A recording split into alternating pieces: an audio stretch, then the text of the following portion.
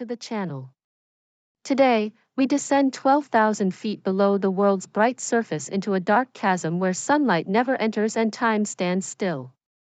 The Titanic, long silent, holds secrets that modern science merely grazes. In our tale for today, the Titanic's underwater concert, a haunting melody, the sea itself is the instrument, and the instruments are part of the sea. When artificial intelligence gives life to the fossilized remains of a century-old orchestra, the difference between music and nightmare begins to blur. Take a breath. For the ship doesn't merely groan, it plays. And those who died with their music still within them may be conducting to rhythms no human ear was ever meant to detect. We are 9 lives of fear, and the sea has a tale to tell. Are you prepared to listen? The air at 12,500 feet presses in upon me, and time itself appears to have stopped, frozen in a breathless hold. Fear grips me in the cramped control room of the Acheron, but the blue-green light of the monitors casts our faces in a pale glow as the Atlantic stretches out before us outside the viewport, a blackness without end. A frozen nightmare, waiting for millennia, stirring to life again. Deep beneath us, the weight of the world presses down upon us like the thumb of some giant deity, measuring its force in thousands of psi. Ethan, check the gain on the hydrophones, my sister, Dr. Mara Reyes, instructs, her voice a little too loud in the silence. We're entering the debris field. I want to feel the hull before I hear it. I do as she instructs, my heart pounding in my chest. I am 24 years old, a sound engineer with a lifelong dream of perfect sound, but I never thought I'd find it in a place like this. Hydrophones live, I whisper. My ears, sealed inside my high-fidelity headphones, come alive to the unfiltered chorus of the deep. It is not silent. It is a moan. The currents grind slow and heavy, more like liquid lead than water. We are in the ocean's throat. The ship itself feels like a colossal flute, corroded by the sea, breathing through the silt. Bow in sight, Calder Hayes, our pilot, calls out. Orpheus, our remotely operated vehicle, glides through the sediment. The Titanic looms ahead, a ghost behind a veil. It is not a ship anymore. It is a sculpture. The promenade deck has lost its Edwardian finery, it is now a jagged maw of rustic less, those tiny, insect-shaped bacteria feasting on iron. Take us to the port side, Mara orders. Near the second funnel. That is where the witnesses say they will be. The band? Calder Hayes asks, his voice taut with tension. The orchestra, Mara answers softly. The men who played while the water rose around them. A shiver ran up my spine. Not from the sub itself, but from something else. On the sonar map, the Titanic appeared as a hollow shell, its precise measurements indicated by the 2026 AI technology. Then I heard it. Not water, nor the creaking of metal. A vibration, a rhythm. Thump-shoo. Thump-shoo. Calder, you hear that? I asked, my fingers ready to hit the recording deck. Yeah, but probably just the hull settling, he replied. No, I shook my head firmly. This is no settling. It's rhythm. Coming from inside. From where the orchestra would have been. Calder looked at me, but I could tell he still didn't get it. Mara, though, leaned forward, her voice urgent. Ethan. Ethan, focus. The wreck moves daily because of its own weight. Don't let your mind get the best of you. I knew sound. I lived for sound, for the way the world responded to different frequencies. This was no such thing. We continued to descend into the twisted wreckage of the ship. Around us, the sea had left a scattering of small treasures, a teacup, a shoe, splinters from the grand staircase. Look at this, Mara breathed, almost to herself. Her finger pointed to the tangled neck of a cello, its dark rosewood spiraling with delicate scrollwork. In the freezing, airless sea, the wood hadn't rotted. It had been transformed.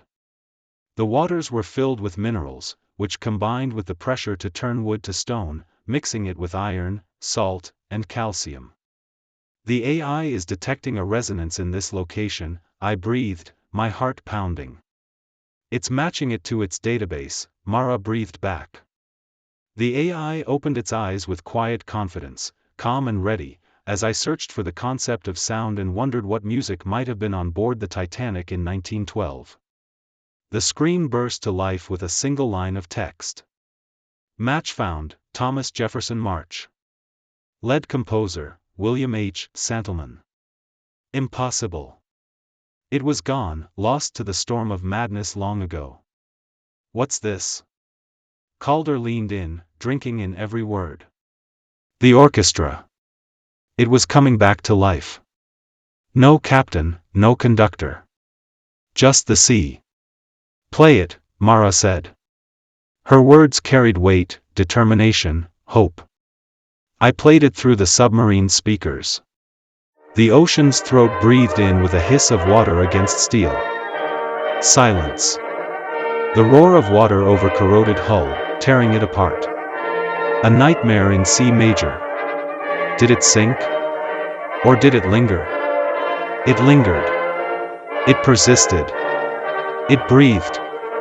It sang like an organ in the dark depths. The rusted metals sang like flutes. The broken hulls sang like cathedrals. Snippets of the tune swam past me. Fingers reached out to shape it anew. The melody grew and stretched and warped, wrong, mutated, forever altered. Another piece of music slipped past my headphones. Something my mind struggled to comprehend. Something the AI helped me understand, the meaning behind it all. The meaning behind the twisted metal, the water, the broken corridors. The melody grew and stretched and then faded to a stop. A hollow thump vibrated with every sound. Not quite a scream. Not quite a machine. Yet somehow it was both. Turn it off, Ethan, Mara snapped, her nerves stretched taut, her skin as white as ash. I can't, I whispered. The AI, it's locked onto the frequency. It's mapping the instruments themselves. Thump, shoo. Thump, shoo. Calder, check the silt. Silt built up on the promenade deck, ignoring gravity as it formed precise patterns. It was cymatics, the music warping the wreckage, guiding it as if by an unseen force. We've got to get out of here, Calder growled, white-knuckling the thruster. The resonance is tapping the hull's natural frequency. If we don't. The sub lurched. A long, low moan vibrated through the titanium, the wreckage, not the air. That wasn't music. That wasn't a call. The AI reconstruction was done. Colors filled the sonar map with its echoes. Dark shapes danced along the hull where the musicians had been. Ethan, it's just a simulation. Mara screamed. Just code. Wallace Hartley, the digital representation of the musician, raised his bow. The music shifted. The sea's moan died down. A single crystal note sang out. A violin, pristine. No air. No strings. Water pressure. Minerals. Hartley leaned forward toward the camera lens, his digital body leaning in with enthusiasm. His face stretched, warped, but his black voids where eyes should be stared straight at us. The speakers shrieked with white noise, a century's worth of pressure, suffering, pain condensed into one chord. Lift us out. Mara shouted. Calder, vent the ballast. The Acheron lifted up. Lights flickered on one by one. Monitors died. The AI reconstruction alone survived. At the end of it all, the wireframe orchestra didn't imitate the instruments. The instruments became the orchestra. Salt, water, and a coil wound tight in a circle. The only thing that matters is the pitch, the deep, impossible pitch of something that would hum through the emptiness. We arrived 3 hours later. The sun beat down on us with a ferocity that bordered on malice, a ferocity we had avoided while we were snug in our tunnel. Mara found her cabin and shut the door behind her. Calder stood at the helm, his eyes fixed on the line where sea meets sky, as if he were back 12,000 feet underground, listening for something that isn't there.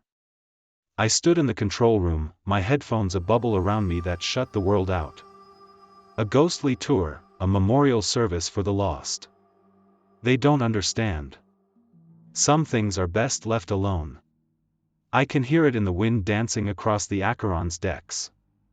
I can hear it in the surf pounding against the hull. The beat. Thump.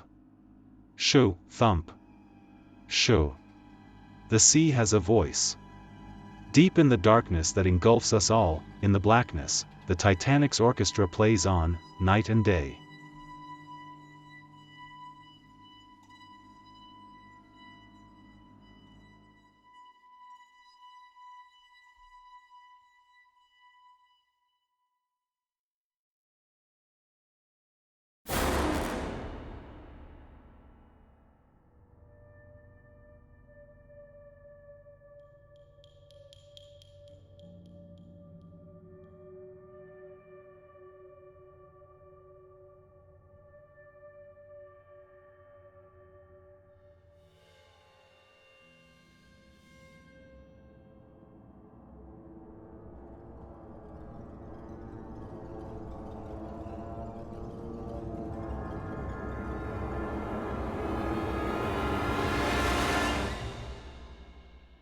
As we ascend towards the light, the wreckage of the Titanic ceases to be a grave and begins to be a monument. This is where grandeur and beauty and sadness intersect and where some kind of peculiar but unmistakable music seems to seep into the world's ears.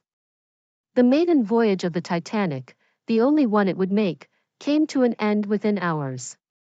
Yet the music of its passing continues to play on, embedded within the waves and rusted to the metal and incorporated within its hull.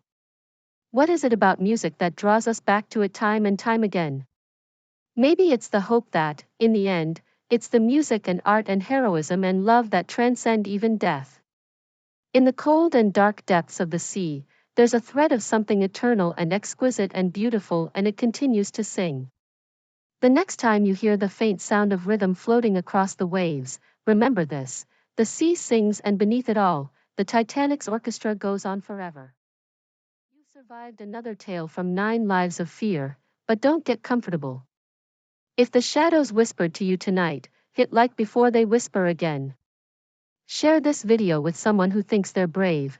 Let's see how long their courage lasts. And subscribe, because around here, every click feeds the darkness, and the darkness remembers. Where the shadows linger long after the story ends, stay scared.